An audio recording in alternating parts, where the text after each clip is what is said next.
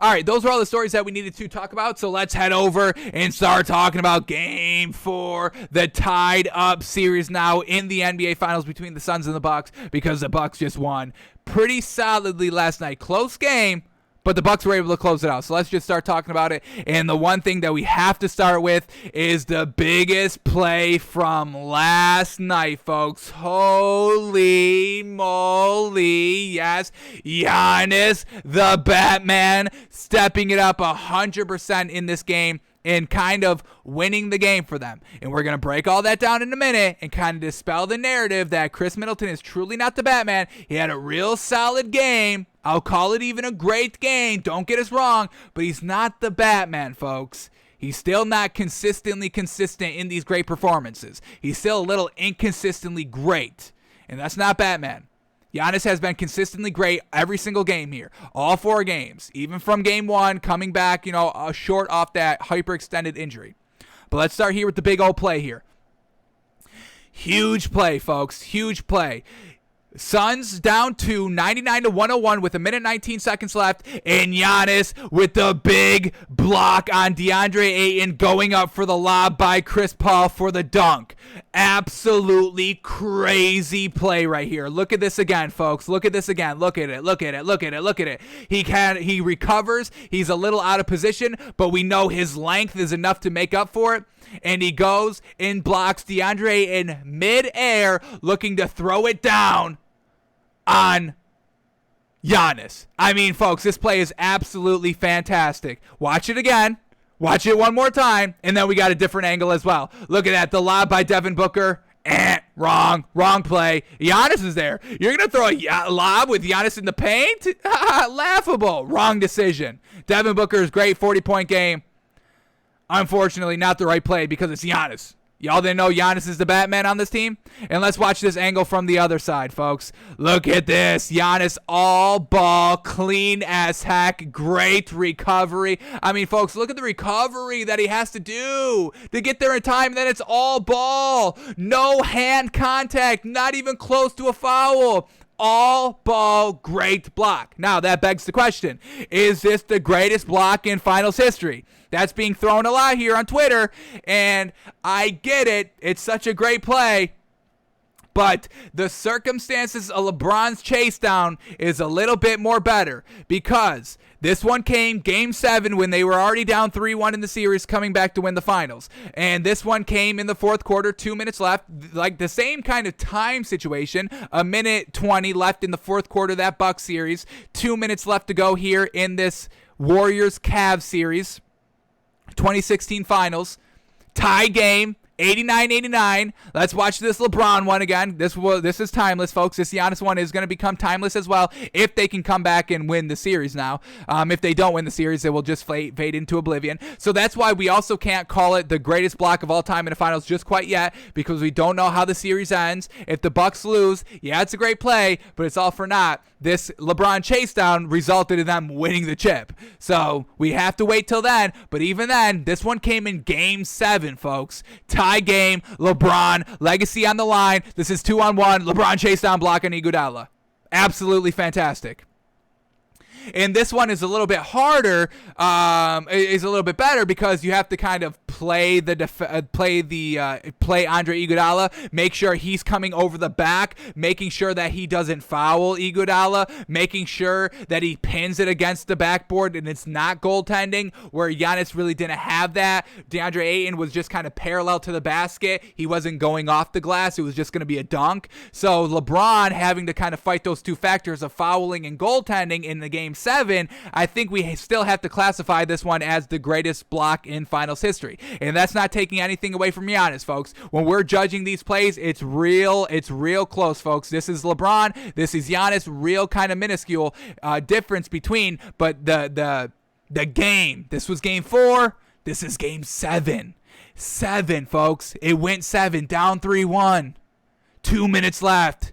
Game-winning block, basically. This turned the entire tide of the game. Like Giannis's block turned the entire last minute of the game. So I still think, and we're not taking anything away from Giannis, his greatness, by saying this, but LeBron's block is just better. Situation was more kind of urgent. It was on the road. Giannis's was at home. Got to give it to LeBron. I'm not going to fall for the recency bias. I know a lot of people are still saying that Giannis is better. Y'all know who we talking about, Skip Bayless. Y'all know what he do. But I got to give it up for LeBron over Giannis, and it's not taking anything away from Giannis, folks. So Giannis, absolutely great block, and then he talked about the block, and he was just like, it was a great hustle play. Just a great hustle play, and that's why we love Giannis, folks. It's just a great hustle play, and then he also says, I thought I was going to get dunked on. Another reason why we love Giannis, folks. Who cares if he got dunked on? He doesn't care. We heard the video about game one, talking to PJ Tucker. Hey, I missed both my free throws. I've airballed free throws. I've got dunked on. I've been a poster. I've had my ankles broken. I don't care. I'm still going out there and competing at a high level every single time. That's not going to discourage me because I get a Twitter moment. If Giannis got dunked on by DeAndre Ayton, that play lives for maybe 24 hours. And then nobody's talking about it. Maybe it lasts for 3 days just because we have this big break between games 4 and game 5. But after game 5, nobody's talking about that play ever again. At least not in a kind of, in an insulting, disrespecting type sense that Twitter does, which we've got no problem on. Twitter dunking.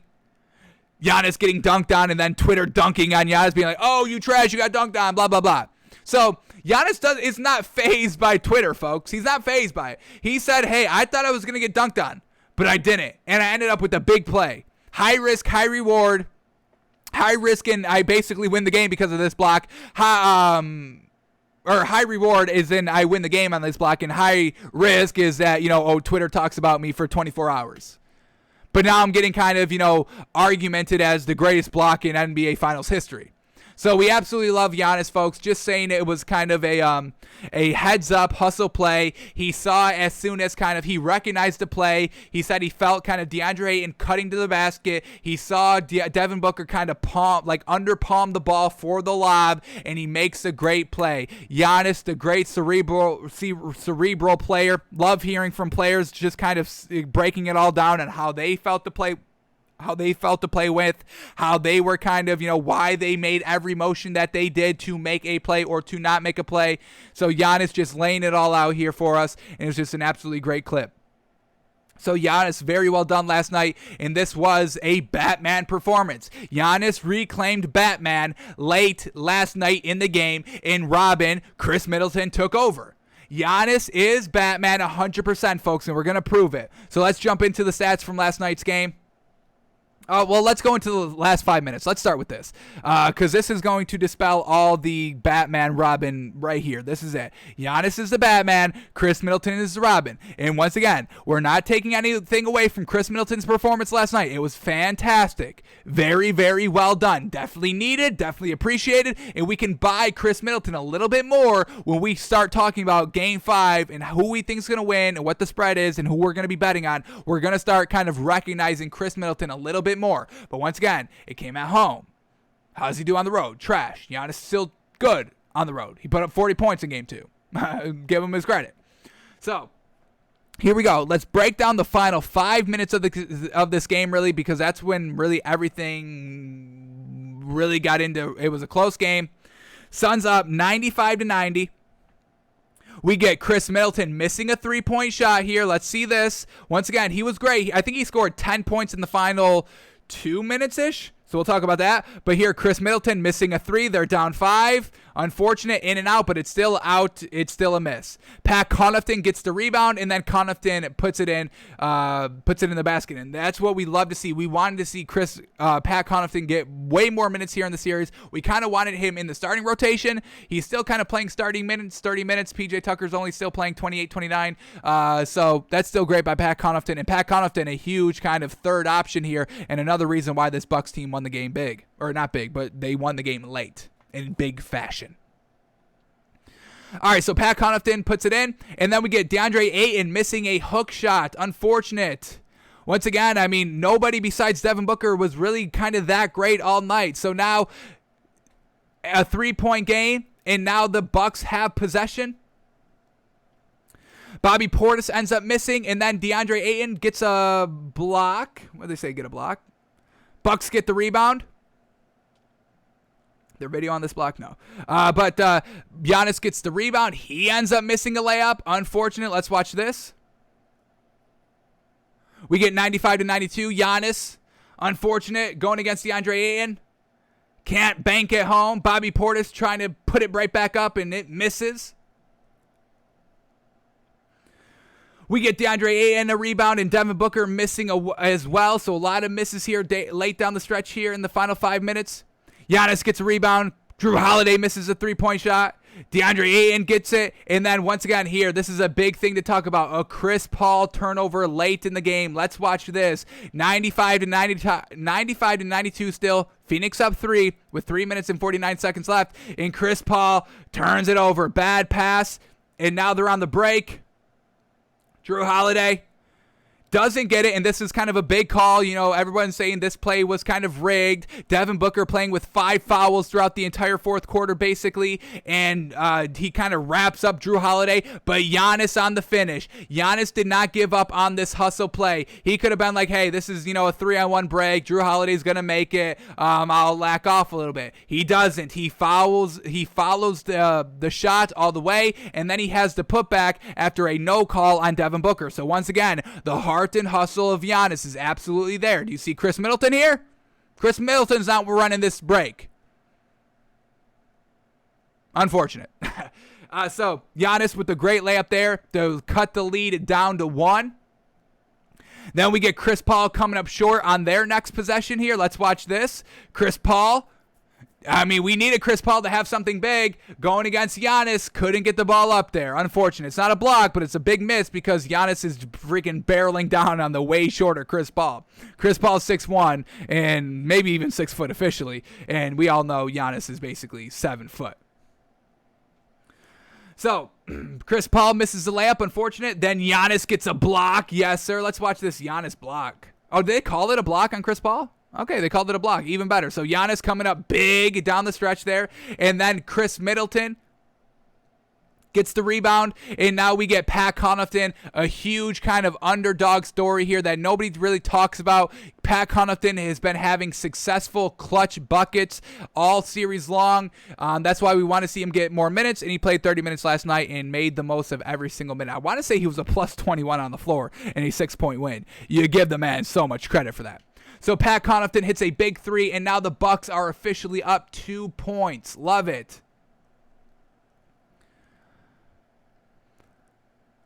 All right. What happened after that? We're starting to get down to the final 2 minutes, final 1 minute where all the goodness happens. So Pat Connaughton hits that big old 3. We love it. Then Devin Booker comes back and hits a bucket. This was huge to tie up the game here. Let's watch this. Devin Booker down 2. 3 minutes left. Drives to the bucket. Pull up. Bingo, bango. Off glass. Ties up the game. And Devin Booker was clutch in the mid-range. I think he shot 61%. He didn't make any threes. A little unfortunate, but he still had a 40-point game. Kind of his coming out finals game. We saw Giannis's coming out finals game, kind of game 3 and game 2, honestly, even though they got the loss, unfortunately, in game 2. All right, then we get Drew Holiday missing a jump shot. Giannis fouls. Crowder goes to the line and shoots 2. Now they're up 2. Chris Middleton right here tying up the game, and this is why everyone's calling him Batman, because he was kind of, this is when we're going to start seeing a lot of great Chris Middleton, but once again, he's inconsistently consistent, folks. He took 33 shots last night. Yes, he put up 40, but it was on like 46% shooting. It's still good, but it's a little inconsistent, and it was inconsistent down the stretch in the crunch time. But here we go. Down 2 with 2 minutes left. This is a great shot right here. Mid-range fall-away jumper that goes. Ties up the game. Absolutely huge bucket. We're not knocking Chris Middleton for that. Then we go to Devin Booker. He misses a 16-foot pull-up shot. Drew Holiday gets the rebound, and then Chris Middleton goes and gets another bucket to put them up 2. Love this right here. 1:35 left. Here we go. Chris Middleton gets into the mid-range, shoots it over Ayton, and now they're up 2. And now this is where the Batman and Giannis is truly going to take over the game right here. So let's see. Here we go. Chris Middleton has the pull-up, and then we get the Giannis big block. We get the Giannis big block, folks, right? So we have kind of a run out here, and what does Chris Middleton do? The one that just hit the last 2 shots to go up by 2, he gets 2 shots on this one possession. The first one, brick, unfortunate. They get the rebound. Luckily for Jrue Holiday, he's a mammal on the board. Jrue Holiday misses the first shot after Giannis kind of, the Suns were down 2. So if DeAndre Ayton kind of hits that dunk, it's a tie game now. Real pressure's on. But the block by Giannis on DeAndre Ayton sets up Chris Middleton to really kind of put the game away. You make this jump shot, you're up 4 with 40 seconds left. It's almost game over at this point. You can really kind of seal the deal. They'll have to start fouling and all this.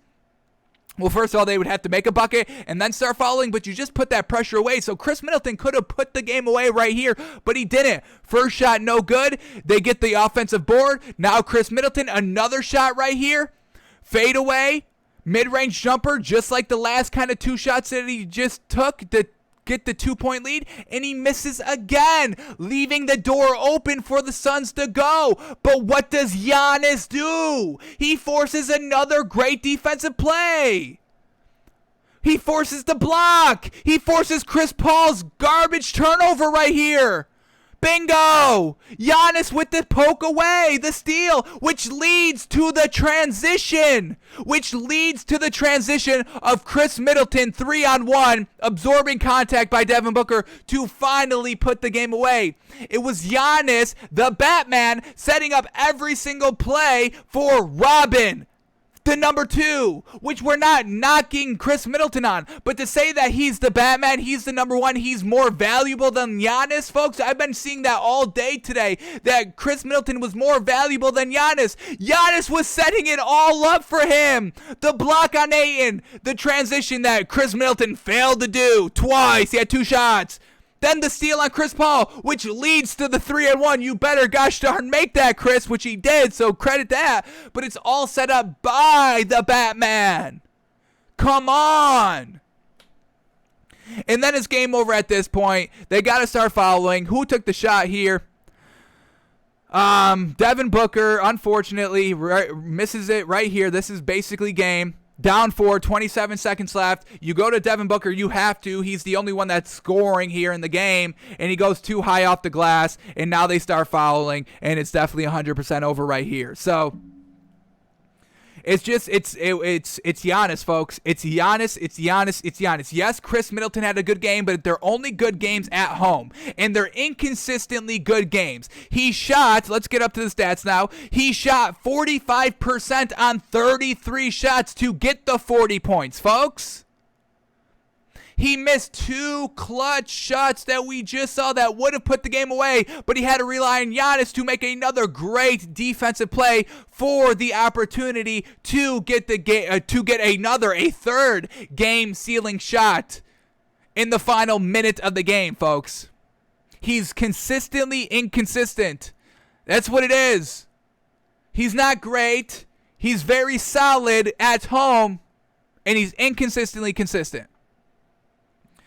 But other than that, Chris Middleton had a real great game. I'm not knocking. I'm just dispelling the narrative that he's better than Giannis. I think it's blasphemous to say. I think it's real ridiculous to say.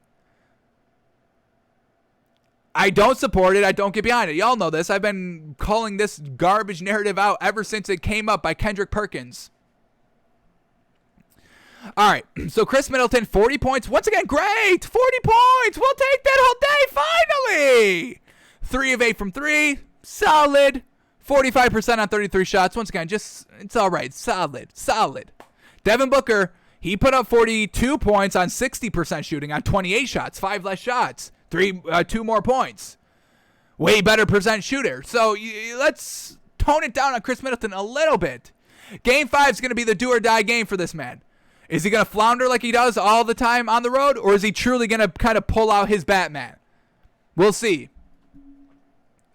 All right, let's go over the stats here of the Bucks. Here we go. Jrue Holiday, solid game, 13 points, 7 assists, 7 rebounds. He shot abysmal, 20% on 20% on 20 shots, 0 of 5 from 3. So once again, luckily that Chris Middleton was just commanding the ball and took all those shots to get to those 40 points.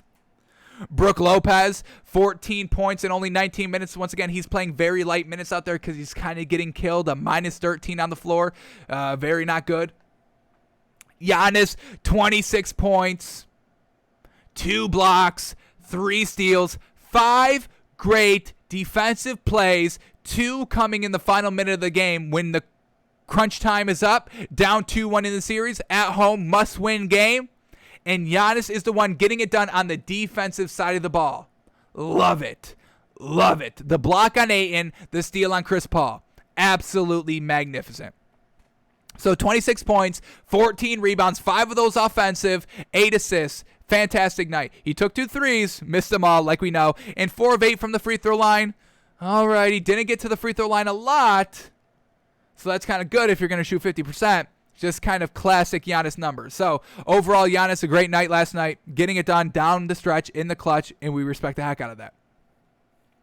Then we go to PJ Tucker. 29 minutes played, 0 points on 1 shot. We know that's basically what he does. He had that good kind of defense on Devin Booker. That was Devin Booker's last missed shot going high off the glass, guarded by PJ Tucker, so we will give him some credit for that. And he was still a minus 3 on the floor, unfortunately. And then we get Pat Connaughton off the bench. Love seeing this man get a lot of minutes out here. Freaking love it. 11 points in 31 minutes. 44% on 9 shots, 3 of 7 from 3, clutch 3. We just saw it right there to go up 2 points. They went up 2 points because of that shot. And he was a plus 21 on the floor, folks. I really want to see this man in the starting lineup. We've been begging for this ever since the finals really started. After they kind of got, well, we kind of wanted it in the Nets series a little bit, but we definitely wanted it, or the 76ers series. Yep, the 76ers, or no, the Hawks, sorry. The Hawks series, we wanted it in the Hawks series. But we really wanted it after game 1 when PJ Tucker and Brook Lopez were just getting exposed by the Suns. But he's getting 31 minutes, basically starting minutes, more minutes than PJ Tucker, more minutes than Brook Lopez, just not officially in the starting lineup. So for that, Mike Budenholzer, we applaud you for making that switch. Absolutely fantastic. And then we get Bobby Portis, 20 points, or 20 minutes, but he scored 3 points on 1 of 6 from the field. Not the greatest. He was a plus 7 on the floor. So once again, his defense is always, very well done. All right, so that was the Bucks last night. Giannis getting it done. Chris Middleton getting it done scoring. Very much both needed here. Like I said, I'm not trying to take away anything from Chris Middleton. I'm truly not. It was a very needed, we didn't really think it was going to happen, so we were kind of proven wrong, so we absolutely love that. But Giannis was a little bit more impactful. Getting it done on defense, not fouling, letting kind of, you get into transition, you getting on the 3-on-1 transition fast break, you getting on kind of, the 3-on-3, the 4-on-4 for an easier shot.